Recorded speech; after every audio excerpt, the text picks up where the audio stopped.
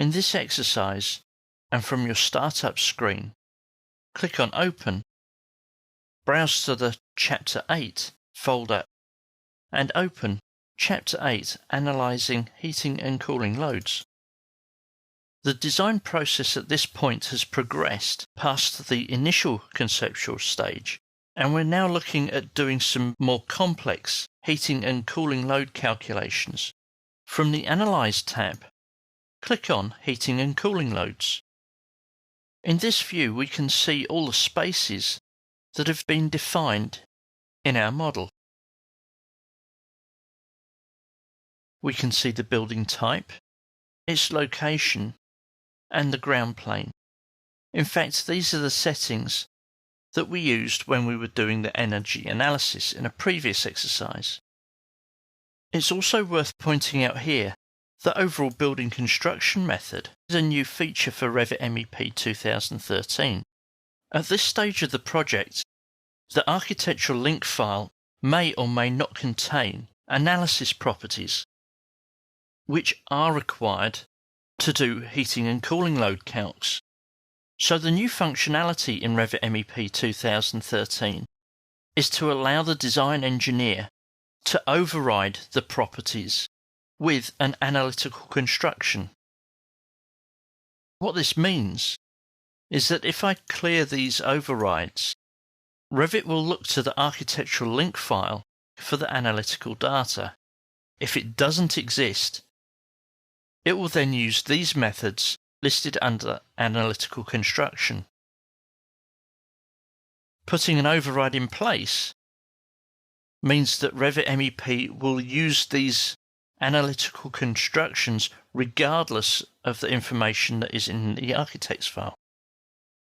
Here we can also define the building infiltration class and the report type, and whether we're going to use load credits or not. Additionally, we can look at the details of the building model. In a previous exercise, we defined the zones of the building.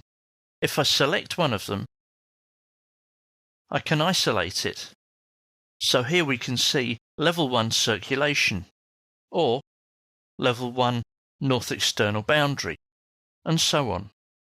The service type for this zone is currently set to building.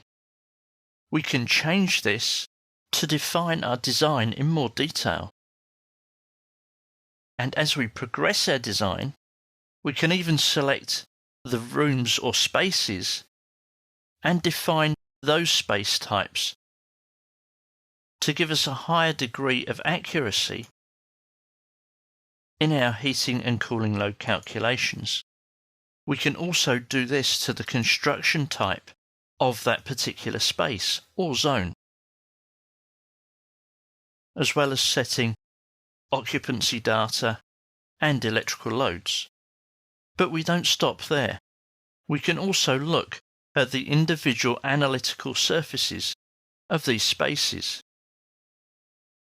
Clicking on analytical surfaces starts creating analytical volumes for all the different spaces in my model. This can take a few minutes. Once completed, we can see that in our list, we now have a cross that we can expand to see the different analytical surfaces for each space. So we can now highlight and isolate each analytical face in a particular space. And to identify several, we can use the Control key to display them. Once we've checked everything and there are no errors, we can save these settings, come back and click on Heating and Cooling Loads, and click on Calculate. Again, this can take several minutes to perform. Once the calculation has run its course, we're provided with a report. This report can be found in your project browser. And scrolling down in the report in the drawing area shows us all the information regarding the heating and cooling load requirements for our building. We can click on these hyperlinks, which will take us to a particular space. This information is now also reported in our spaces. Scrolling back up the project browser, if we open up the HVAC analysis section and open up level 1 HVAC spaces, we can now select a space and look at the properties.